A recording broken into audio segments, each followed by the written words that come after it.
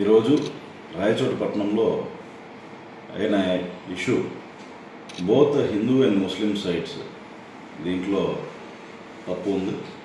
ముఖ్యంగా చూసుకుంటే పార్వైట్ ఉత్సవం ఊరేగింపు అనేది దేవాదాయ శాఖ వాళ్ళు ఎంతో ప్రశాంతంగా కండక్ట్ చేస్తూ పోతుండగా కొంతమంది హిందూ సంఘాల పేరుతో దాంట్లో చేరడం, కొన్ని అనవసరమైన వ్యాఖ్యలు చేసి రెచ్చగొట్టే విధంగా వాళ్ళ బిహేవియర్ హావభావాలు ఉండడం, అదేవిధంగా ముస్లింల వైపు కూడా కొంతమంది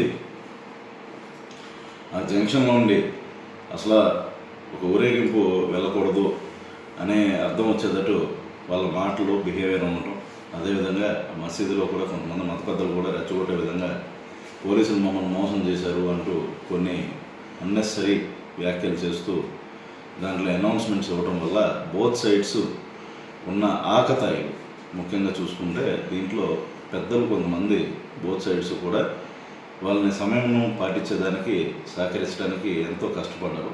అయితే కొంతమంది ఆకతాయిలు చివరికి మత పెద్దల మాట కూడా వినకుండా దీంట్లో వాళ్ళని పక్కన ఉన్న వాళ్ళని రెచ్చగొడుతూ పోలీసుల మీద రాళ్ల దాడి, అదేవిధంగా కొంతమంది ఉన్నతాధికారుల మీద చెప్పులు విసిరే పరిస్థితి కూడా వాళ్ళు తేవడం జరిగింది. తద్వారా ముస్లిం సైడ్ దాదాపు 1000 మంది వరకు ఇటువంటి ప్రోత్సాహం వల్ల గుమిగూడి ఈ చర్యలకు పాల్పడ్డారు. అంతేకాకుండా హిందూ ఊరేగింపులో కూడా కొంతమంది చేరి ఆకతాయిలు ముస్లింలను కవించే విధంగా చేయడం వల్ల ఈ గొడవలు అనేవి ఈ రోజున ఈ విధంగా జరిగినాయి. అయితే దీంట్లో బోత్ సైడ్స్ మీద కూడా చట్టపరంగా కఠినమైన చర్యలు ఉంటాయి. మేము ఎందుకంటే డ్రోన్స్ అనేవి దీంట్లో వాడటం జరిగింది. డ్రోన్ ఫుటేజ్లో ప్రతి ఒక్కరి మొహాలు చాలా క్లియర్గా ఉంటాయి కాబట్టి టైం తీసుకున్నా కూడా కంపల్సరీ అందరినీ ఐడెంటిఫై చేస్తాం. అయితే దీంట్లో భాగంగా పోలీసుల మీద రాళ్ళు రువ్వడము, అంతేకాకుండా చెప్పులు ఇటువంటి విసరడంతో అక్కడ పరిస్థితి అదుపు చేసేందుకు కానీ స్వల్పమైన లాఠీచార్జ్ చేయడం జరిగింది. ఆ స్వల్ప లాఠీచార్జ్లో మా వాళ్ళకు కూడా కొన్న మైనర్ గాయాలైనవి, అదేవిధంగా లాఠీచార్జ్లో కూడా కొంతమంది మైనర్ గాయాలైనట్టు గుర్తించాం.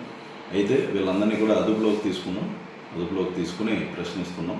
ఎవరెవరైతే దీంట్లో భాగస్తులు ఉన్నారో, ఎవరైతే రెచ్చగొట్టారో వాళ్ళందరూ వీడియోలు కూడా మా దగ్గర ఉన్నాయి. కంపల్సరీ వాళ్ళ మీద చట్టపరంగా కఠినమైన చర్యలు తీసుకుంటాం. ఈ ఇన్సిడెంట్కి సంబంధించి ఎవరైనా కూడా పుకార్లు రేపినట్టయితే వాళ్ళ మీద కఠినమైన చర్యలు తీసుకున్నాం జరుగుతుంది.